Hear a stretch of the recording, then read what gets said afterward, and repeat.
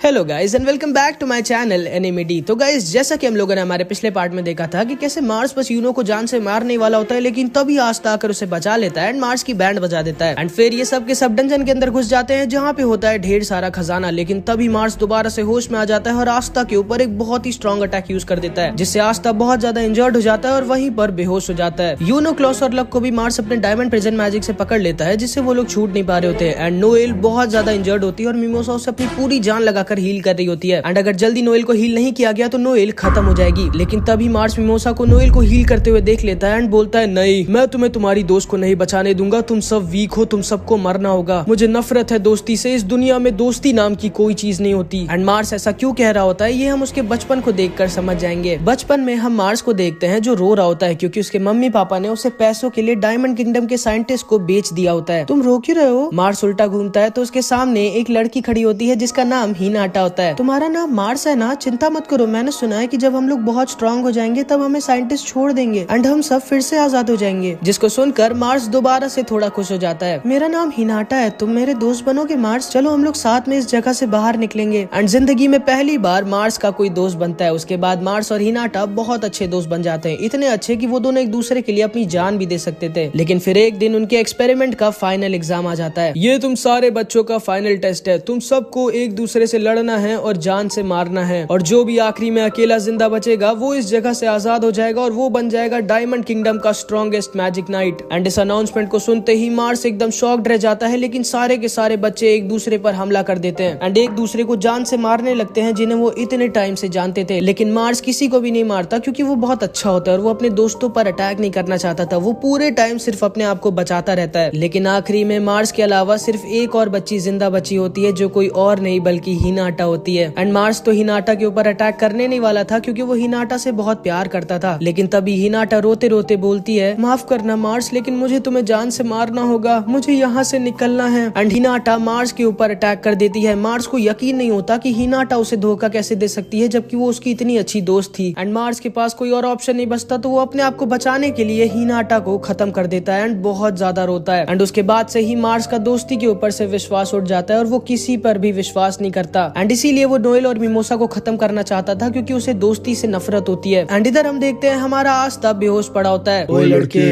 मेरी बेइज्जती मत करा, जल्दी उठ, मेरे पास तेरे लिए कुछ है। जिसको सुनकर आस्था होश में आ जाता है एंड उसको समझ में नहीं आता कि अभी अभी उसको किसने उठाया था। एंड तभी वो देखता है उसके बगल में एक छोटे साइज की तलवार जमीन में घुसी हुई होती है। एंड इधर हम देखते हैं मार्स इन दोनों के ऊपर अपने डायमंड ब्लेड से अटैक कर देता है। मिमोसा, लेकिन तभी वहाँ पर आस्था अपनी नई स्वॉर्ड लेकर पहुंच जाता है और मिमोसा और नोएल को बचा लेता है। एंड अब तो आस्था की तलवार का साइज बहुत कम होता है तो आस्था आसानी से मार्स के सारे अटैक्स रोक देता है। तुम फिर से आ गए? आस्था सोचता है, नहीं, मैं अभी मार्स पर अटैक नहीं कर सकता, मेरा मेन काम इस समय नोएल को प्रोटेक्ट करना है। लेकिन तभी हम देखते हैं नोएल भी होश में आ जाती है और कहती है, आस्था मेरी चिंता मत करो, अब मैं ठीक हूँ, जाओ बैंड बजा दो इसकी। जिसको सुनते ही आस्था तैयार हो जाता है मार्स की बैंड बजाने के लिए। एंड तभी मार्स आस्था के ऊपर अटैक कर देता है और आस्था अपनी नई तलवार से अपने एंटी मैजिक वेव से अटैक कर देता है। आस्था सिर्फ अपने एक अटैक से मार्स को दोबारा से दूर फेंक देता है एंड मार्स दूर जाकर गिर जाता है। लेकिन इस बार मार्स का अटैक भी आस्था को लग जाता है एंड आस्था के पेट में मार्स का एक डायमंड घुस जाता है एंड आस्था वहीं पर बेहोश हो जाता है। ये सारे लोग अपने आप को आजाद करने की कोशिश करते हैं, लेकिन मार्स का डायमंड प्रिजन बहुत ज्यादा स्ट्रांग होता है तो इसीलिए वो लोग मार्स के मैजिक से छूट नहीं पा रहे होते। आस्था वहीं पर बेहोश पड़ा होता है, लेकिन मार्स फिर से वापस उठ जाता है। भाई बहुत स्ट्रांग होता है ये। एंड ये गुस्से में बोलता है, बस बहुत हुआ, अब मरो तुम। एंड मार्स आस्था के ऊपर अपनी डायमंड स्वॉर्ड से अटैक कर देता है एंड आस्था को बस जान से मारने वाला होता है। नहीं, ये क्या हो रहा है? मैं इतना वीक नहीं हो सकता कि मैं अपने सामने मेरे भाई को मरने दूं। अगर मैंने अपने सामने आस्था को मरने दिया तो मैं कभी भी विज़र्ड किंग नहीं बन पाऊंगा। एंड तभी यूनो की 4 लीफ ग्रिम वॉर्ड दोबारा से जलने लगती है एंड अचानक से मानो टाइम रुक जाता है। एंड यूनो के बगल में एक छोटी सी स्पिरिट उड़ रही होती है। यूनो सोचता है कि ये क्या है एंड तभी उस स्पिरिट की नींद खुलती है एंड वो सिर्फ एक फूंक मारती है एंड मार्स की और उसके स्वॉर्ड दोनों की धज्जियां उड़ा देती है। एंड इस बार मार्स पूरी तरह से हार जाता है एंड इन सबको अपनी आंखों पर यकीन नहीं होता कि यूनो ने मार्स को हरा कैसे दिया। एंड इन लोगों के ऊपर से मार्स का मैजिक भी हट जाता है। ये कैसे किया तुमने यूनो? हाँ, ये कैसे किया तुमने यूनो? कौन सा मैजिक यूज किया था तुमने? पता नहीं। एंड तभी यूनो अपनी ग्रिम वॉर में वही चीज लिखी हुई देखता है जो स्क्रॉल में लिखी हुई थी जिसे उसने थोड़ी देर पहले उठाया था। पता नहीं तुमने ये कैसे किया, लेकिन बहुत अच्छे, सही किया। मुझे नहीं लगता कि अब ये जल्दी उठने वाला है। एंड इधर हम देखते हैं मिमोसा आस्था को हील करने लगती है एंड आस्था की नई तलवार अपने आप आस्था की ग्रिम वॉर के अंदर चली जाती है। लगता है हम लोग जीत गए, लेकिन तभी अचानक से वो डंजन अपने आप तबाह होने लगता है। हमें जल्दी यहाँ से निकलना होगा वरना हम सब मारे जाएंगे। यूनो यूनो तुरंत ही अपने मैजिक से विंड कार बनाता है और सारे लोग उस पर आकर बैठ जाते हैं। लक भी आस्था को लेकर यूनो की विंड कार पर चढ़ जाता है। मिमोसा आस्था को हील करती रहो एंड वो सब वहाँ से जल्दी जल्दी निकलने लगते हैं क्योंकि यहाँ नीचे उनकी जान खतरे में होती है। लेकिन तभी आस्था अपनी बची कुची जान लगाकर बोलता है, यूनो हमें उसे भी बचाना होगा। क्या बक रहे हो तुम हमारे दुश्मन को बचाना चाहते हो? तुम जानते हो ना वो कितना बुरा इंसान है। हाँ मैं जानता हूँ कि वो बुरा इंसान है, लेकिन हम लोग तो बुरे इंसान नहीं है ना, इसीलिए हमें उसे बचाना होगा। यूनो बोलता है ठीक है एंड वो लोग मार्स को बचाने के लिए उसकी तरफ जाने लगते हैं। लेकिन तभी एक बड़ा सा पत्थर उसके ऊपर गिर जाता है। यूनो उसे बचाने का टाइम नहीं है, उसे बचाने के चक्कर में हम सब मारे जाएंगे, निकलो यहाँ से। एंड मार्स को पीछे छोड़कर ये लोग किसी तरह अपनी जान बचाते हुए एक दूसरे की मदद करते हुए उस डंजन से निकल जाते हैं। बाल बाल बचे हम लोग।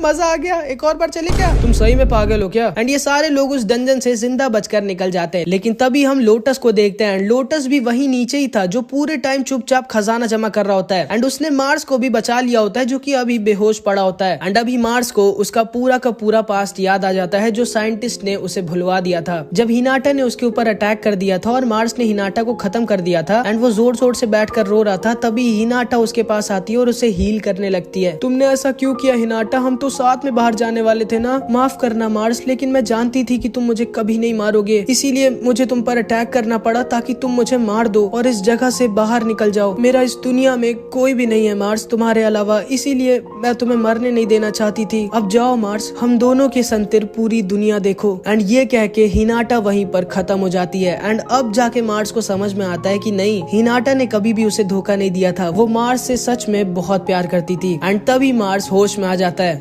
तो तुम होश में आ गए मार्स? देखो तो हमने बहुत बड़ा हाथ मारा है, अब हमारा पूरा गांव कई सालों तक पेट भर के खाएगा। हाँ, मुझे बचाने के लिए thank you lotus. Thank you, ये कब से इतना अच्छा हो गया? एंड इसी तरह डायमंड किंगडम वालों के लिए एकदम हैप्पी एंडिंग हो जाती है। एंड इधर हम देखते हैं आस्था होश में आ जाता है। एंड अब आस्था भी एकदम ठीक होता है, बस उसके पेट में थोड़ा सा दर्द हो रहा होता है। माफ करना आस्था, मैं तुम्हें पूरी तरह से हील नहीं कर पाई, मेरा मैजिक पावर खत्म हो गया था। नहीं मिमोसा, तुम्हें मुझे सॉरी नहीं, मुझे तुम्हें थैंक यू कहना चाहिए। तुम ना होती तो आज मैं जिंदा भी ना होता। Thank you mimosa. जिसको सुन के मिमोसा शर्मा के नोएल के पीछे जाके छुप जाती है। मतलब समझ रहे हो? दो लड़कियां पीछे पड़ गई हमारे आस्था भाई के। बताओ, पता नहीं मेरे पीछे कब कोई एक पड़ेगी। एनीवेज, इसके बाद हम देखते हैं क्लॉस इन दोनों के पास आता है और इन दोनों को गले लगा लेता है। माफ करना मुझे, मैंने आज तक तुम दोनों को अपने से नीचे समझा क्योंकि तुम दोनों एक कॉमनर थे, लेकिन अब मैं ऐसा कभी भी नहीं करूंगा। मुझे बहुत खुशी है कि हम सब के सब जिंदा हैं।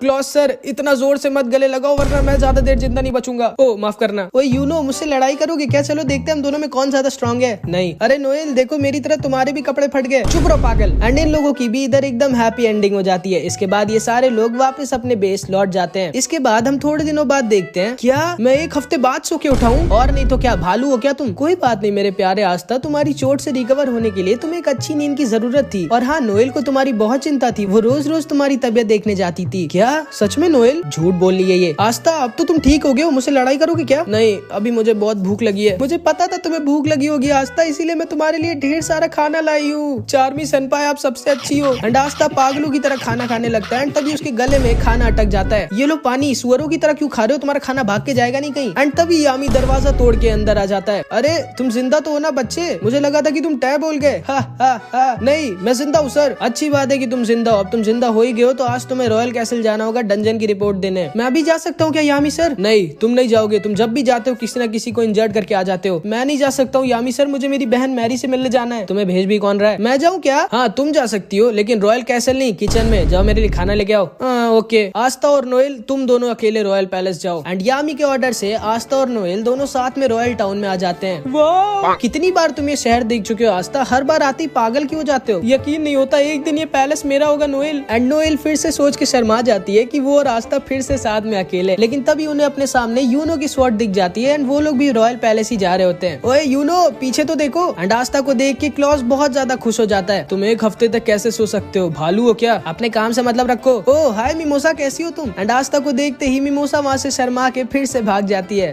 ये भाग क्यों गई? मैं भी शायद उसे छोटी हाइट वालों से नफरत है। सच्ची में मार खाना चाहते हो क्या तुम आज? एंड नोएल मिमोसा के पास आती है और उससे पूछती है क्या हुआ मिमोसा? पता नहीं नोएल, लेकिन मैं जैसे ही आस्था को देखती हूँ या फिर उसके बारे में सोचती हूँ, मेरा दिल बहुत जोर जोर से धड़कने लगता है। जिसको सुन के नोएल एकदम शॉक्ड रह जाती है। क्या है ये? क्या बोली हो तुम? पागल हो गई हो क्या? पता नहीं मुझे क्या हो रहा है, लेकिन हर वक्त मैं बस आस्था के बारे में ही सोचती रहती हूँ। हूँ। एंड नोएल बहुत डर जाती है क्योंकि उसके सामने एक कंपटीशन आ जाता है जो खुद उसकी बहन होती है। एक मिनट, मुझे क्यों बुरा लग रहा है? मुझे क्या फर्क पड़ता है चाहे आस्था को कोई भी लड़की पसंद करे। ये क्या हो रहा है? एक मिनट, कहीं मुझे आस्था से एंड ये दोनों लोग चिल्लाने लगते हैं। इन दोनों को क्या हो गया? कहीं इन दोनों के पेट में दर्द तो नहीं हो रहा? इसके बाद हम देखते हैं ये सारे लोग रॉयल पैलेस के गेट के सामने पहुंच जाते हैं एंड तभी क्लॉस, मिमोसा और नोएल एकदम शॉक्ड रह जाते हैं और अपने घुटने टेक लेते हैं क्योंकि इन लोगों के सामने खुद खड़े होते हैं द विजर्ड किंग। ये कौन है यूनो? पागल लड़के, ये कोई और नहीं बल्कि हमारे विजर्ड किंग सर जूलियस हैं, जिसको सुनकर आस्था और यूनो एकदम शॉक्ड रह जाते हैं एंड ये दोनों भी अपने घुटने टेक लेते हैं। आस्था को यकीन नहीं होता कि उसके सामने खुद विजर्ड किंग खड़े हैं जो उसका वेलकम करने आए हैं। इसके बाद हम देखते हैं ये सारे लोग एक जगह पर खड़े होते हैं एंड विजर्ड किंग यूनो की ग्रिमवॉर्ड देख रहे होते हैं एंड यूनो आस्था अभी तक शॉक में होते हैं और उनको यकीन नहीं हो रहा होता कि उनके सामने खुद विजर्ड किंग खड़े हैं जो पूरी दुनिया के सबसे स्ट्रॉन्गेस्ट मैजिशियन है, जो अकेले पूरी दुनिया तबाह कर सकते हैं। वाह, 4 लीफ ग्रिमवॉर्ड मैं जिंदगी में पहली बार देख रहा हूँ। तो लोग सही कहते हैं, विजर्ड किंग को रेयर मैजिकल पावर्स बहुत ज्यादा ही पसंद है। एक मिनट, ये स्पेल कहाँ से आई तुम्हारे पास यूनो?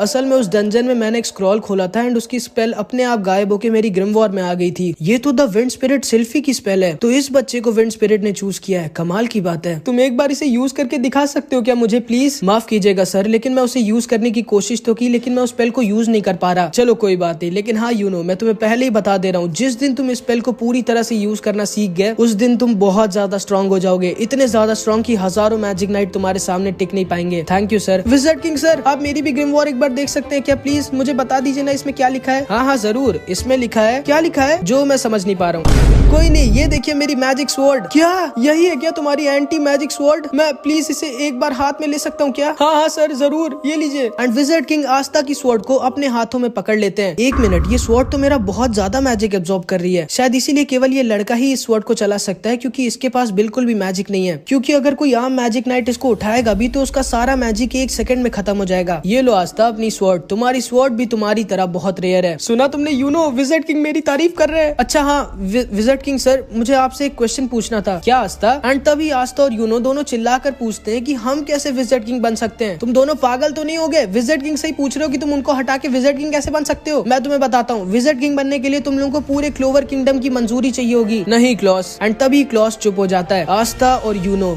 याद रखना, विजर्ड किंग बनने के लिए तुम लोगों को किसी की मंजूरी की जरूरत नहीं। तुम लोगों को इतना स्ट्रॉन्ग बनना होगा कि कोई भी तुम्हारे विजर्ड किंग बनने के डिसीजन को चैलेंज ना कर पाए। इतना स्ट्रॉन्ग कि अगर तुम बोलो कि तुम अगला विजर्ड किंग बनना चाहते हो तो कोई तुम्हारे सामने खड़ा ना हो जो तुमसे कह सके कि नहीं तुम नहीं, मैं विजर्ड किंग बनूंगा। एंड जिस दिन तुम लोग इतने स्ट्रॉन्ग हो जाओगे उस दिन तुम लोग तैयार हो जाओगे अगला विजर्ड किंग बनने के लिए। जिसको सुन के आस्था और यूनो दोनों बहुत खुश हो जाते हैं कि उन लोगों को किसी की मंजूरी की जरूरत नहीं विजर्ड किंग बनने के लिए। उन्हें बस इतना ज्यादा स्ट्रॉन्ग बनना होगा कि उनके सामने कोई खड़े होने की हिम्मत ना करे। उसके बाद विजर्ड किंग इन सबको एक अवार्ड सेरेमनी में लेके जाते हैं जहाँ पे वो उन लोगों को मेडल देंगे जिन्होंने इस बार मिशन में सबसे अच्छा परफॉर्म किया। ध्यान से देखना आस्था और यूनो, विजर्ड किंग बनने के लिए तुम्हें इन सबको हराना होगा। एंड तभी सेरेमनी हॉल का दरवाजा खुलता है और वहीं पे खड़े होते हैं बहुत सारे लोग, जहाँ पे नोएल के तीनों भाई बहन भी खड़े होते हैं, सॉलिड, नेब्रा और Silver Eagle magic knight squad का कैप्टन नोजेल। एंड ये बहुत ज्यादा स्ट्रॉन्ग होता है। एंड वहीं पे Crimson Lion magic knight squad का कैप्टन फुगी लियोन और ब्लू रोज स्क्वाड की कैप्टन शार्लेट भी होती है। एंड ये दोनों भी बहुत ज्यादा स्ट्रॉन्ग होते हैं। इसके बाद विजर्ड किंग उन सारे लोगों को मेडल देते हैं जिन्होंने सबसे ज्यादा स्टार्स कलेक्ट किए होते हैं, जिसमें गोल्डन डॉन के वाइस कैप्टन एल्केडोर को भी मेडल मिलता है। ठीक है, तो अब सारे लोगों को मेडल मिल चुके हैं, अब हम सब लोग साथ में मिलके खाना खाएंगे। लेकिन तभी मैक्स विजर्ड किंग के कान में कुछ आकर कहता है, माफ करना मुझे आप लोग, लेकिन मेरे को एक काम आ गया, तो आप लोग आराम से खाना खाओ, मैं बाद में आऊंगा। एंड विजर्ड किंग ये कह के वहाँ से चले जाते हैं। उसके बाद ये सारे लोग खाना खाने लगते हैं एंड सारे के सारे लोग इन सबको बहुत बुरी नजरों से घूर रहे होते हैं एंड इसीलिए इन सबको बहुत ज्यादा अजीब लग रहा होता है। लेकिन हमारे आस्था को कुछ फर्क नहीं पड़ता, वो मस्त अपना खाना ठूस रहा होता है। इसके अंदर शर्म नहीं है क्या? नहीं, पूरा बेशरम है। आस्था,